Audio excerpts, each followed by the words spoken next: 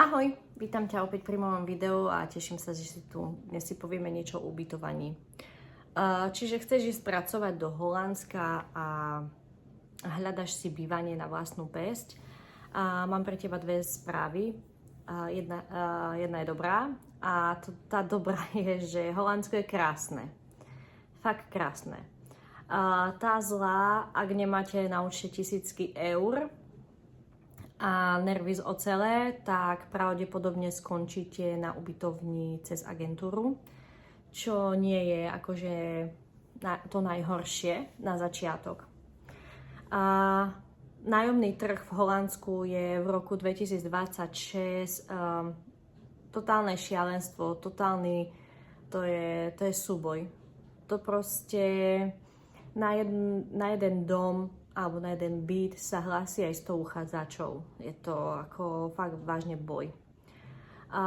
Dnes vám ukážem, koľko reálne stojí byt v Amsterdame oproti Bratislave a na ktorých stránkach vás ošklbú, na ktoré stránky si musíte dávať pozor, čo musíte podpísať, aby vás nevyhodili na ulicu. Takže porovnanie Holandsko versus Slovensko. Myslím si, že to je dosť dôležité, pretože je to časť, kedy sa niektorí ľudia rozhodujú a si povedia, doma je to lacnejšie.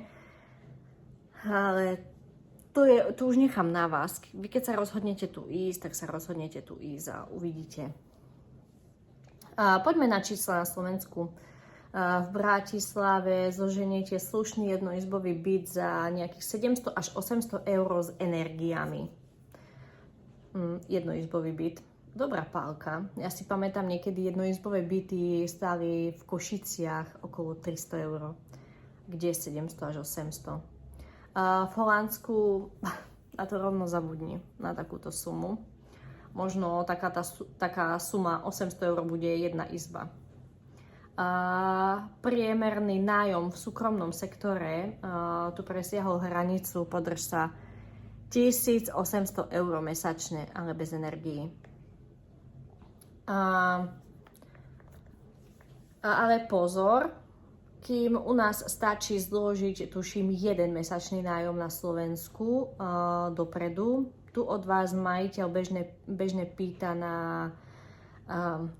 ako na dôkaz toho, že tu zarábaš, že tu pracuješ, napríklad 3 až 4-násobok vášho nájmu. Na to, aby si získal byt, proste cena nájmu je, dajme tomu, 1000 eur, tak ty musíš proste zarábať 4000 eur mesačne v hrubom. No, šialené, ja viem, my tiež sme to museli dokladovať. A ceny podľa provincií, kde je to najdrahšie v Holandsku, Noord-Holland, čiže Amsterdam a Haarlem. Všetci poznáte Holandsko a myslím si, že viete asi tak približne, kde je Amsterdam. Je to kráľ drahoty. Priemerná cena za meter štvorcový je 25 eur.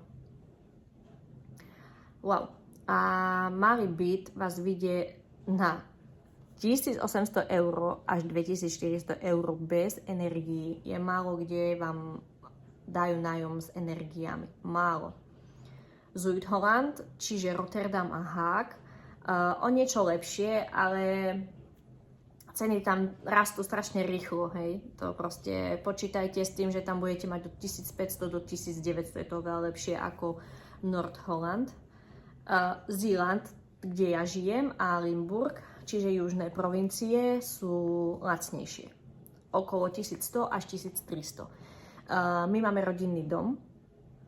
My máme rodinný dom z 1, 2, 3, 4 izby, kuchyňa spojená s obývačkou, pračovňa a ešte tu máme jedno vecko, schodisko, kúpeľňa s toaletou, schodisko, podkrovie, kde je pračovňa a ešte úložný priestor pod strechou za 1150 eur plus energie, plus internet, plus voda. Takže takto. Čiže máme okolo nejakých takých, my sme na tých do 1500 eur dokopy so všetkým. Friesland, čiže sever, a vlastne ešte sa chcem vrátiť k tomu Zélandu. Je tu menej práce v skladoch, ale viac práce v poľnohospodárstve. Čiže ak ťa baví napríklad poľnohospodárstvo, tak ako mňa napríklad, že greenhousey a takto, tak poď tu do Zélandu, do Limburgu. Friesland, čiže sever, tu nájdete najlacnejšie bývanie, niekedy aj pod 1000 eur, ale tu je, no nie tu, od tam je všetko ďaleko. To je od všetkého, úplne od všetkého.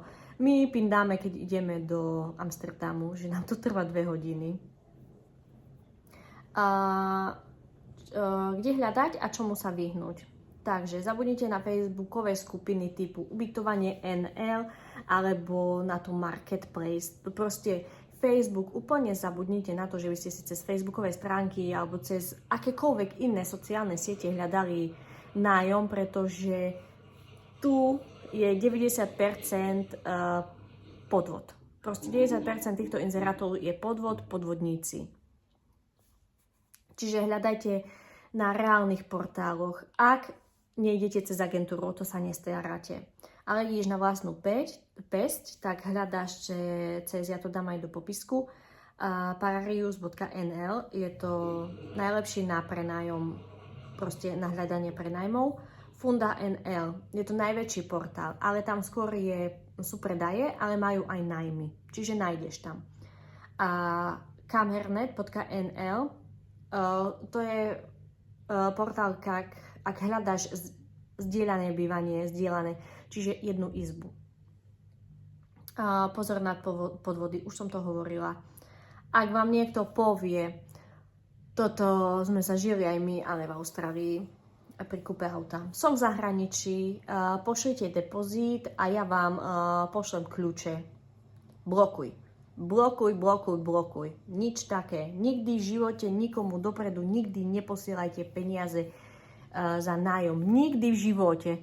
Tak ako sa v správach stále hovorí o tom, že starí ľudia ako dôverujú policajtom, že vaša dcera mala nehodu, potrebujem, aby ste zaplatili toľko a toľko 1000 eur, kryptomeny a neviem čo. Nikdy. Proste nikdy.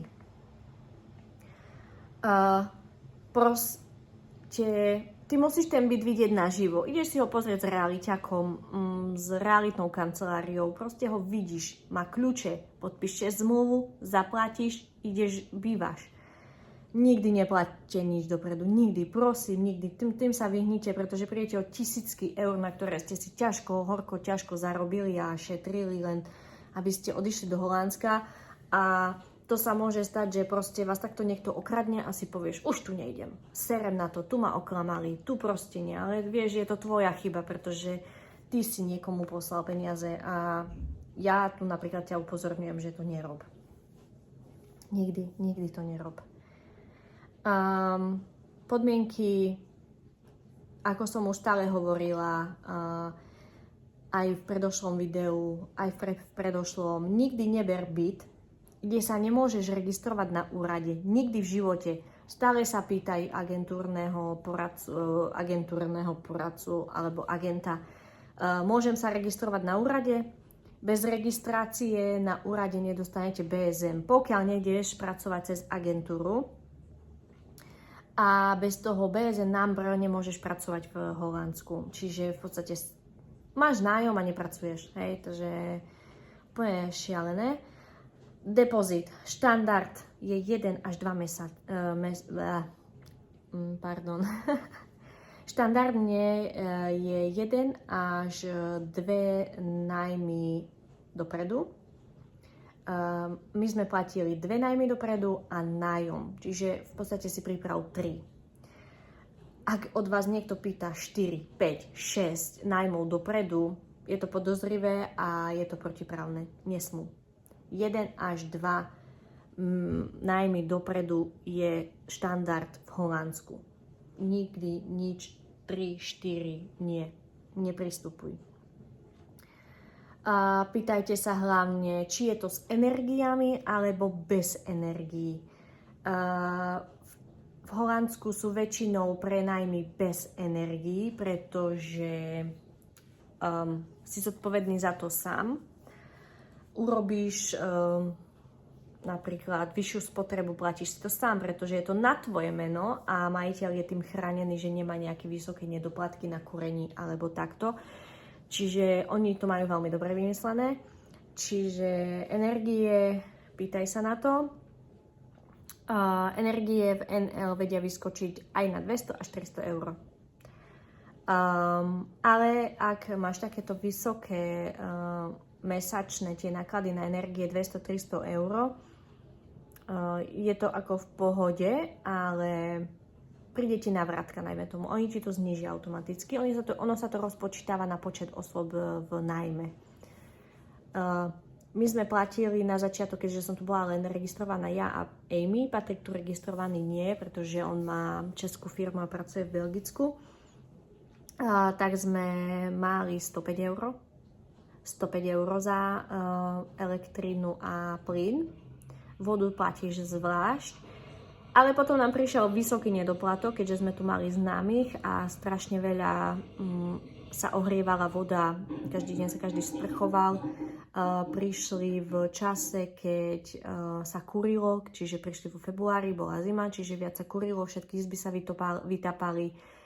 Čiže nám prišiel obrovský nedoplatok okolo 1500 eur, to sme zaplatili a zdvihli nám automaticky hneď na ďalší mesiac výšku týchto energií na 230 eur. Teraz to máme stále na 230 eur, bývame tu len my traja a nechali sme si to do ďalšieho zúčtovania. Kým nám to zúčtujú, tak oni nám to sami znížia, že proste platíme veľa.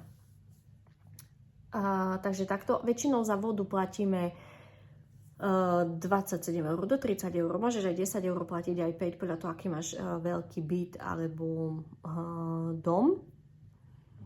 A ešte jedna vec, čo sa tu platí, ak budeš mať vlastný prenájom, aj v byte, aj v dome, je tuto vodné, stočné, ochranné voly, potom je tu odvoz odpadu a ešte jedna položka tam je, nespomeniem si na čo, neviem, či údržba ciest, neviem, to sa platí raz ročne a teraz by sme to mali platiť vo februári, príde šek, to suma je nejakých 800 eur, ale to máš tam všetko, máš tie ochranné voly popri mori, dažďová voda, vodné stočné, dažďová voda, áno, dažďovú vodu. Takže to je normálne, hej. Na Slovensku sa to platí asi mesačne. Takže, ale neboj sa na to, koľko zarobíš v pohode. A môžeš to dať si na splátky úplne v pohode, že sú úplne super. Hej, my sme to tiež mali rozdelené na 3 platby. Takže, bývanie v Holandsku je momentálne najväčšia prekážka. Málo bývania, veľa žiadateľov. Ak nemáte vysoký plát, agentúrne ubytovanie je často jediná cesta, ako začať. Najlepšie na začiatok agentúra a bývanie. Máte s tým skúsenosti? Budem rada, ak dáš dokumentu. Ak máte nejaké skúsenosti s bývaním v akékoľvek krajine, rada sa priučím, rada si to prečítam. Vyhodil vás niekto z bytu, alebo ste našli nejaký skrytý diamant za dobrú cenu? Napíšte mi to do komentáru.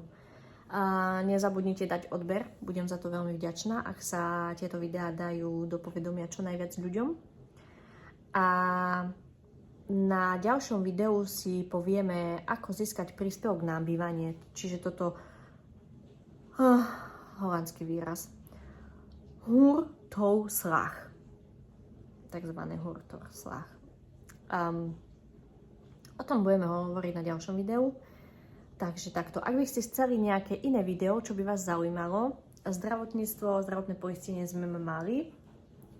Takže teraz máme bývanie, potom si povieme niečo o príspevku, ako ho získať. A potom vám poviem, aká bola návšteva u zubára. Čiže takto čakám na telefonát a ideme k zubárovi s Eminkou. Takže držte sa, dávajte na seba pozor, pekný deň, ahojte.